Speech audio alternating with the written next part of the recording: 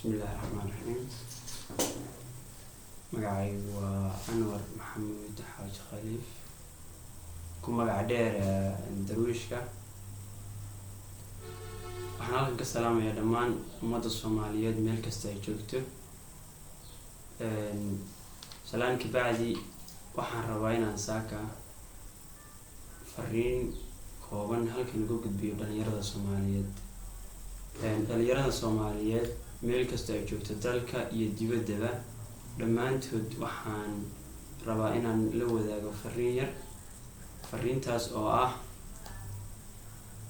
dhalinyaro waxaynu ognahay in waddankeena Soomaaliya muddo uu burbursan yahay. muddadaas uu burbursan yahayna dagaallo ay ka dhaceen. waxaynu ognahay in dhalinyaro badan oo Soomaaliyeed ay dagaaladaas ku naf waayeen, qaarna ay badaha iyo saxaraha ku dhamaadeen. waxaynu ognahay in dhalinyaro badan oo Soomaaliyeed ay aqoon la'aan iyo waxbarasho la'aan haysato. maadaama marka waxaas ay jiraan, waxaan rabaa dhalinyarada Soomaaliyeed inaan saaka kala hadlo saddex qodob. kow, in dhalinyaradu wax barato oo aynu wax baranno. dalkeena waxaynu kaga saari karnaa dhibaatada iyo burburka haysta waa waxbarashada. dhalinyarada waxaan ugu baaqayaa meel kasta ay joogto, kuwa qurbaha jooga iyo kuwa dalka jooga iyo kuwa dalka dibaddiisa jooga, dhammaantood waxa la barto oo waxbarashada ha lagu dadaalo.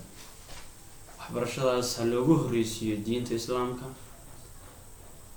haddii aynu sharciga iyo diinta baranno, waxbarashada kale oo dhanna way inoo fududaanaysaa, wax kastana way inoo hagaagayaan. dhalinyarada Soomaalida waxaan leeyahay wax la barto, ka wax bartaa ha caawiyo ka aan waxba baranin sidii wax u baran lahaa. ha la wadaaga fikradaha sida wax lagu barto.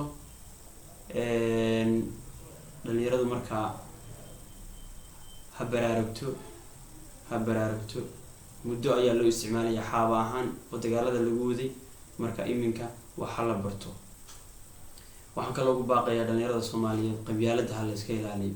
waddankeena waxaa halkaa dhigay waxa wadamadii dariska inaga horumariyay, waxa daciifka waddankeena ka dhigay waa qabyaaladda. aad ogtihiin qabyaaladda hadda guri kasta waa taallaa. dhalinyaradu markaa wax barato oo qabyaaladda ha la iska ilaaliyo. qabyaaladdu inta ay nagaga dhamaato 2015 hay nagaga dhamaato. sidoo kale qaadka iyo mukhaadaraadka oo isna waddanka aad u baabiiyay, waxaan leeyahay dhalinyarada Soomaaliyeed ha ka digtoonaadeen. dhaqaalaha, nafta iyo maalka intaba qaadku waa u daran yahay.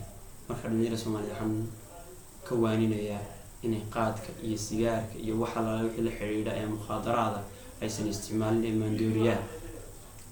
waxaan kaloo dhalinyarada Soomaaliyeed si fiican ugu baaqayaa inaysan tahriibin, inay waddankooda ilaashadaan, inay waddanka joogaan, inay isku dayaan inay waddanka wax ka bedelaan. oo nin dhalinyaro ah oo waddankiisa wax ka bedelay